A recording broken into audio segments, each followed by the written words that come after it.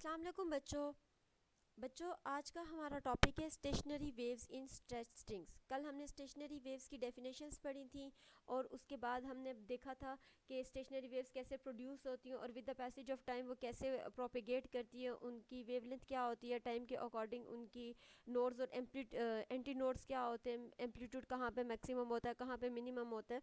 तो ये सारी चीज़ें हमने कल के लेक्चर में पढ़ी थी। आज के लेक्चर में इसी टॉपिक से रिलेटेड फर्दर एक नेक्स्ट टॉपिक है कि अगर हम एक स्ट्रेच स्ट्रिंग के अंदर स्टेशनरी वेव्स को प्रोड्यूस करें तो उस केस में क्या फिनोमेना होगा, फ्रीक्वेंसी वेव्स की क्या होगी, वेवलेंथ क्या होगी। तो हमने ये सारी चीज़ें आज स्टडी करनी है। बच्चों स्ट्रेच स्ट्रिंग का क्या मतलब है?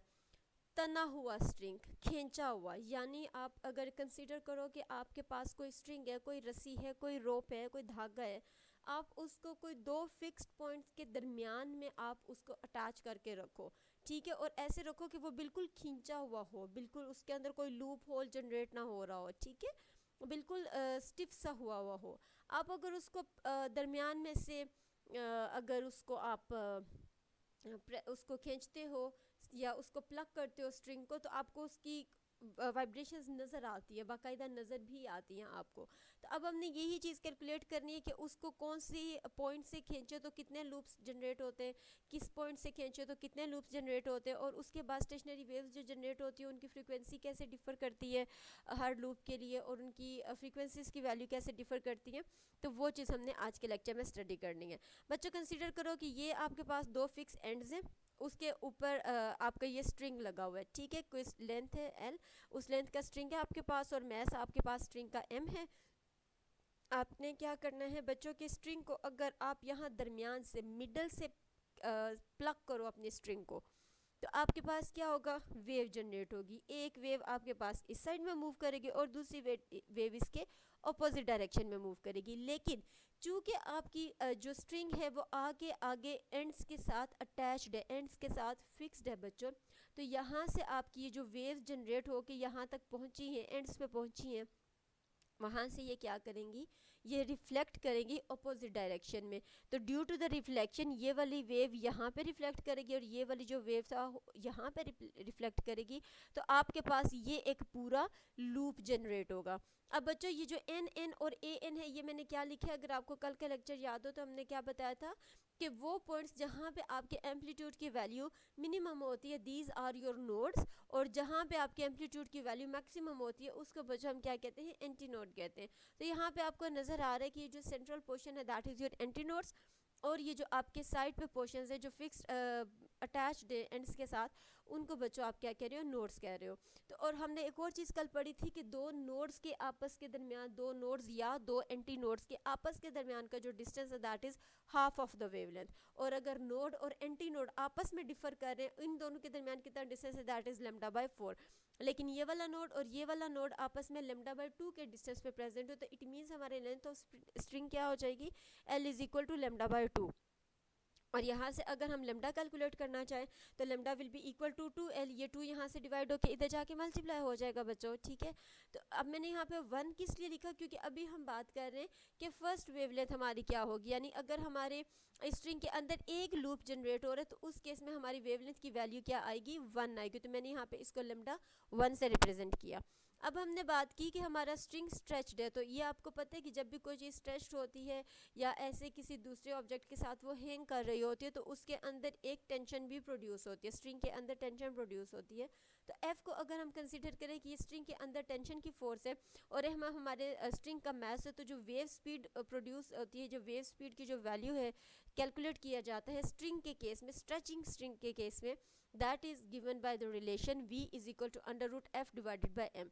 अब f आपकी वो tension in the string force है और m आपके पास स्ट्रिंग का मैस है। तो इसको हमने इक्वेशन नंबर 1 का, लेकिन हमें ये भी पता है कि हमारे पास जो सिंपल वेव की स्पीड होती है वो किसके इक्वल होती है बच्चों, v is equal to F lambda.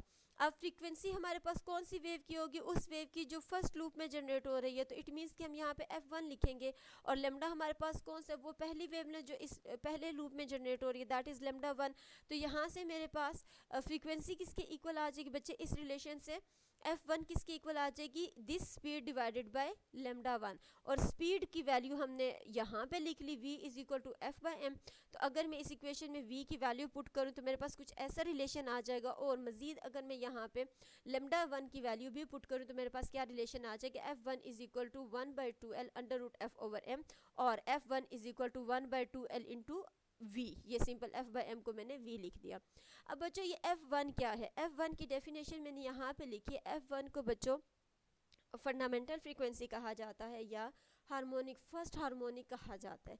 ठीक है, ये वो लोएस्ट पॉसिबल फ्रीक्वेंसी होती है या वो स्मॉलेस्ट फ्रीक्वेंसी होती है जो किसी ट्रांसवर्स वेव की प्रोपिगेशन के लिए नेसेसरी होती है, यानी इतनी फ्रीक्वेंसी तो मस्ट होनी चाहिए। ये f1 फ्रीक्वेंसी वो मिनिमम वैल्यू ऑफ फ्रीक्वेंसी है कि वो तो मस्ट होनी चाहिए कि आपकी वेव्स जो ट्रैवल कर रही हैं वो मिनिमम इस फ्रीक्वेंसी के ऊपर तो मस्ट ट्रैवल करें।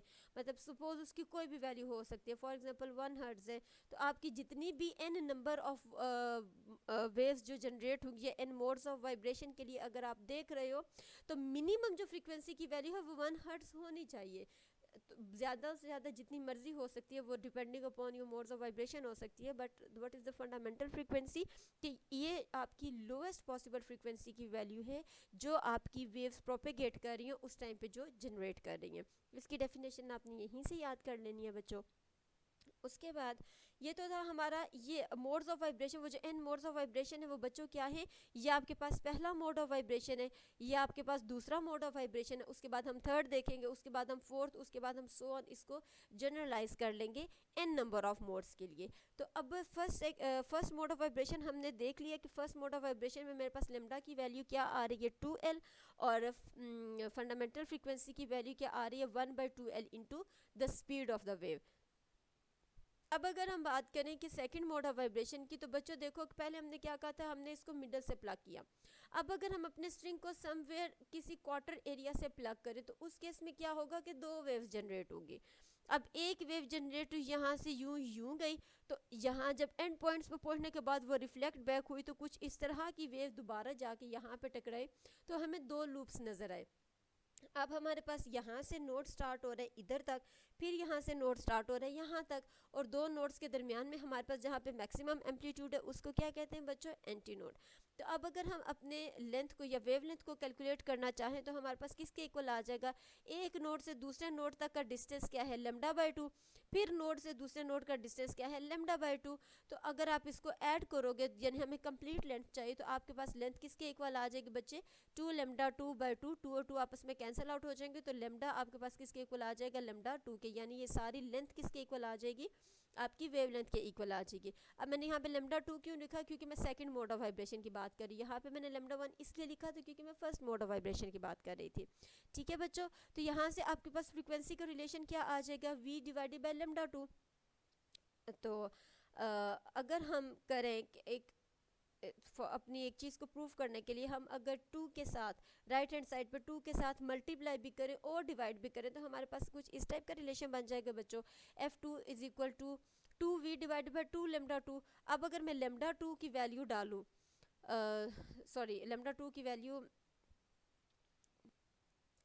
यहाँ पे बच्चों अगर मैं λ2 की वैल्यू डालूँ, λ2 मेरा किसके इक्वल है, l के इक्वल, ये यहाँ पे हमने प्रूव किया था।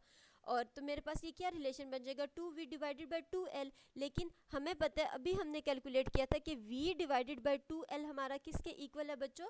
अगर हम इस चीज़ को यहाँ से सेपरेट आउट कर लें तो ये मेरा किसके इक्वल बनता है, फर्स्ट हार्मोनिक के इक्वल और फंडामेंटल फ्रीक्वेंसी के इक्वल बनता है, दैट इज़ f1 के इक्वल बनता है। तो f2 मेरा किसके इक्वल आ जाएगा, ये वाला 2 as it is into f1।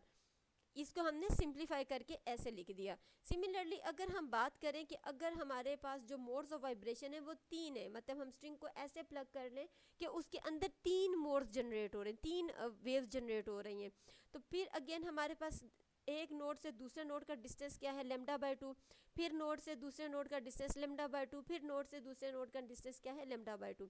तो 3 λ/2 मिलके हमें लेंथ किसके इक्वल देंगे बच्चे, 3/2 इंटू λ3, क्योंकि हम थर्ड मोड की बात कर रहे हैं तो हमारे पास लेमडा की वैल्यू क्या आ जाएगी, λ3 आ जाएगी बच्चों।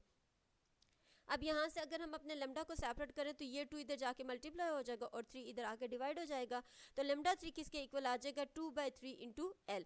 तो फ्रीक्वेंसी मेरी किसके इक्वल आ जाएगी, v divided by 2/3 into L. अब ये 3 डबल डिनोमिनेटर में आ रही है, ऊपर जाके मल्टीप्लाई हो जाएगा, तो मेरे पास फाइनल रिलेशन क्या आएगा 3 into V by 2 into L.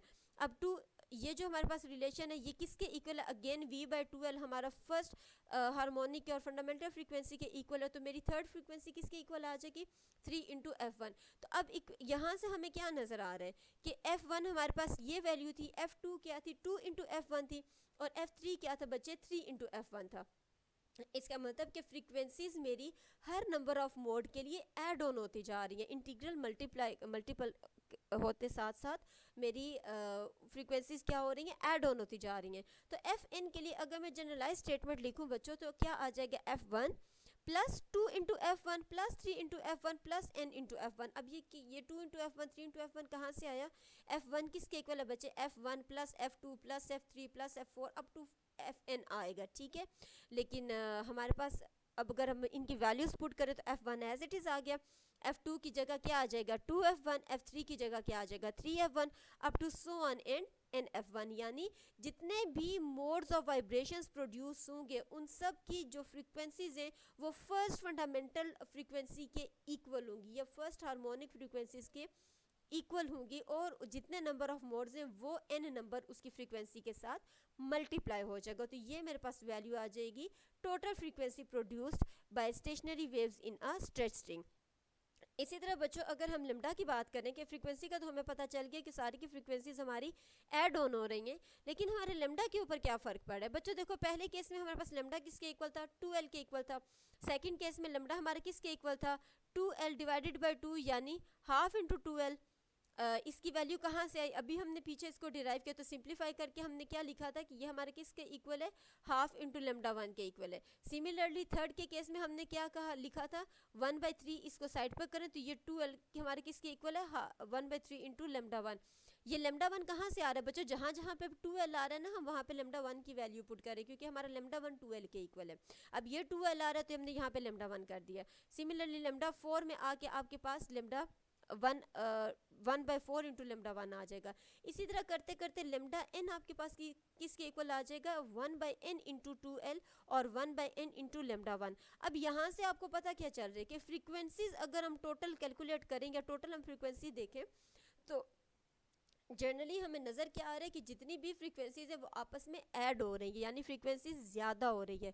और जब फ्रीक्वेंसी ज़्यादा होगी तो हमारे पास जो हमारी वेवलेंथ की वैल्यू है वो कम हो रही है। क्यों, क्योंकि वो सारे इंटीजर्स इसके साथ फर्स्ट वेवलेंथ के साथ आपस में डिवाइड हो रहे हैं। यहाँ पे सारे मल्टीप्लाई हो रहे थे तो हमें ज़्यादा फ्रीक्वेंसी मिलेगी, यहाँ पे सारे के सारे आपस में डिवाइड हो रहे तो हमें कम फ्रीक्वेंसी मिलेगी। बच्चों ये था हमारा आज का topic stationery waves in stretch string. हमने इसकी फ्रीक्वेंसी फाइंड की, हमने इसकी वेवलेंथ फाइंड की। अब इसके यूजेस क्या है, stationery waves in stretch string को हम यूज़ कहाँ पे करते हैं बच्चों।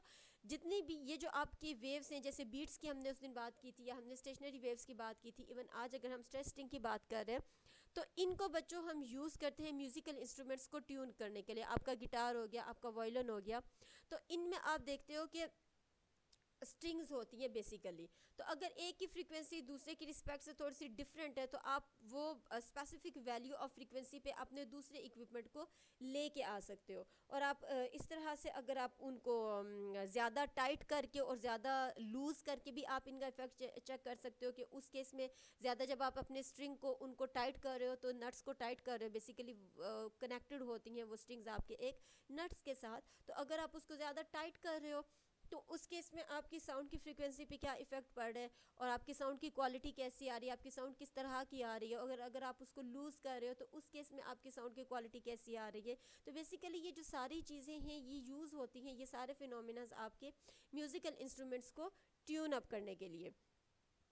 ओके बच्चों ये तो था आपका आज का टॉपिक। अभी आपका होमवर्क है कि आपने इस टॉपिक को याद करना है और इसके नोट्स प्रिपेयर करने हैं। इनकी डेरिवेशंस की या जो एक्स्ट्रा इन्फॉर्मेशन की पिक्चर्स होती हैं वो आप लोगों के साथ में शेयर कर देती हूँ।